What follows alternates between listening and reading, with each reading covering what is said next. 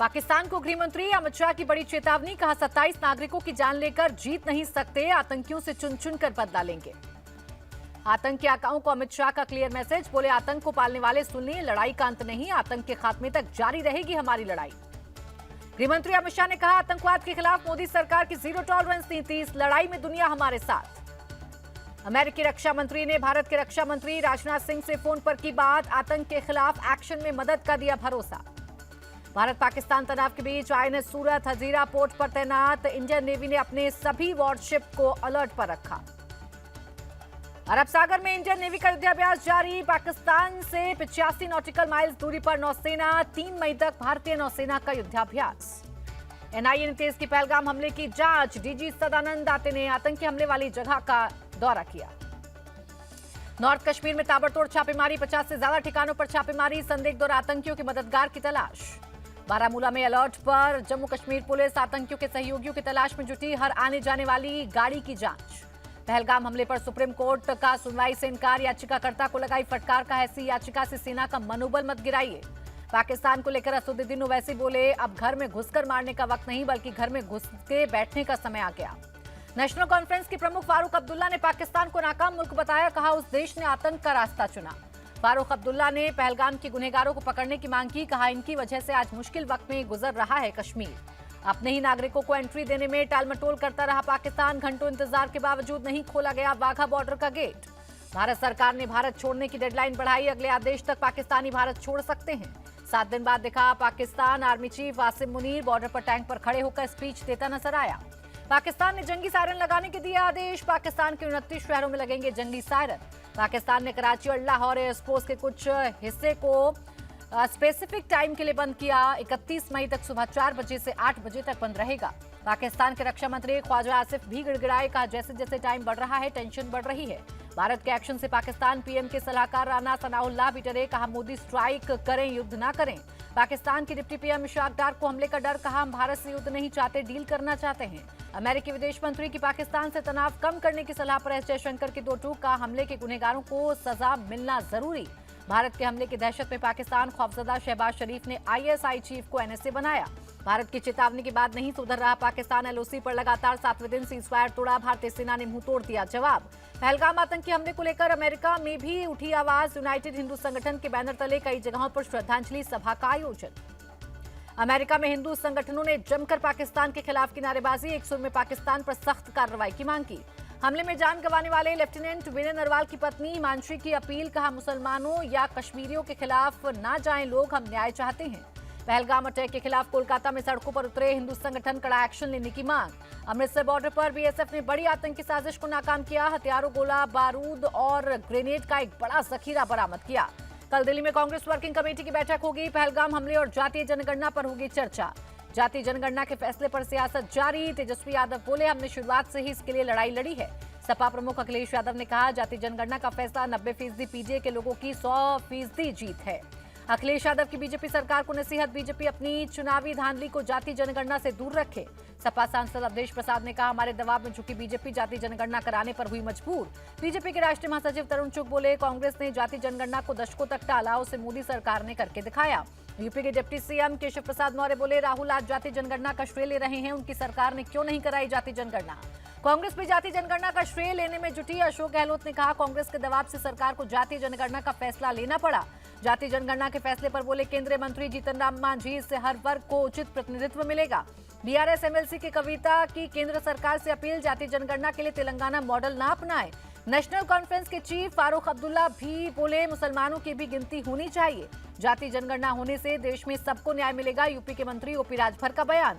Congress chief खड़गे की मोदी सरकार से मांग, आरक्षण की सीमा को बढ़ाकर 68% किया जाए। दिलीप घोष का पूर्वी मिदनापुर में बीजेपी कार्यकर्ताओं ने ही किया विरोध, सीएम ममता से मुलाकात पर जताई नाराजगी। बंगाल बीजेपी नेता दिलीप घोष का छल का दर्द, कहा पुराने नेताओं को किनारे कर दिया। जगन्नाथ धाम जाने पर दिलीप घोष की सफाई, कहा मंदिर कोई भी बनाए उसमें जाने का अधिकार सबको है। बेरोजगारी को लेकर प्रियंका गांधी ने केंद्र सरकार को घेरा, कहा बीजेपी के पास कोई विजन नहीं है। बाबा साहेब के साथ अखिलेश यादव की तस्वीर का मामला, यूपीएससी एसटी आयोग ने स्वतः संज्ञान लिया, सपा कार्यकर्ताओं पर एफआईआर दर्ज करने का दिया आदेश। वोटर लिस्ट में गड़बड़ी रोकने के लिए चुनाव आयोग की 3 नई पहल, डेथ सर्टिफिकेट से लिस्ट को मिलाया जाएगा। केरल के विजिन जाम सी पोर्ट का पीएम मोदी कल करेंगे उद्घाटन। पोर्ट को Adani ports and special economic zone limited ने किया है तैयार। मुंबई में पीएम मोदी ने वेव्स समिट का किया उद्घाटन। बोले दुनिया भर में भारतीय सिनेमा की गूंज। पीएम मोदी ने कहा हमें इंसान को रोबोट नहीं बनने देना, इंसान को संवेदनशील और समृद्ध बनाना जरूरी। वेव्स प्रोग्राम में बोले रिलायंस इंडस्ट्रीज के चेयरमैन मुकेश अंबानी, आतंक के खिलाफ एक्शन में सभी देशवासी पीएम मोदी के साथ हैं। मुकेश अंबानी ने जताया भरोसा, कहा आतंकवाद हारेगा और भारत की जीत निश्चित है। वेव्स समिट में शाहरुख और दीपिका पादुकोण ने अपनी जर्नी को किया याद, कहा बॉलीवुड ने हमें स्वीकारा, कभी नहीं लगा हम बाहरी हैं। एडवांस लाइट हेलीकॉप्टर ध्रुव की उड़ान को मिली मंजूरी। तकनीकी खामियों की वजह से 4 महीने तक उड़ान पर थी रोक। मुंबई हमले के मास्टरमाइंड तहव्वुर राणा का वॉइस सैंपल रिकॉर्ड करेगी एनआईए। दिल्ली के पटियाला हाउस कोर्ट ने दी इजाजत। पूर्व आप विधायक नरेश पालियान की मुश्किल बढ़ी। दिल्ली पुलिस ने मकोका केस के तहत चार्जशीट दाखिल की। महाराष्ट्र दिवस के मौके पर नागपुर में प्रदर्शन। विदर्भ राज्य संघर्ष समिति ने अलग विदर्भ राज्य की मांग की। एनटीए के सूत्रों से खबर, नीट यूजी परीक्षा में पेपर लीक के 1500 से ज्यादा दावे। गृह मंत्रालय के साइबर विभाग को सौंपी गई जांच। एनटीए ने 106 टेलीग्राम और 16 इंस्टाग्राम चैनल्स की पहचान की। ये सभी चैनल्स नीट के खिलाफ गलत जानकारी फैलाते थे। यूपी की गवर्नर आनंदीबेन पटेल की किताब चुनौतियां मुझे पसंद हैं का विमोचन। सीएम योगी बोले चुनौती नहीं है तो जीवन का सार भी नष्ट हो जाता है। पंजाब, दिल्ली और हरियाणा में पानी बंटवारे का मुद्दा फिर गरमाया। बीजेपी नेता आरपी सिंह ने दिल्ली और हरियाणा का पानी रोकने का लगाया आरोप। पानी विवाद के बीच पंजाब के सीएम भगवंत मान नांगल डैम पर गए, हालात की विस्तार से ली जानकारी।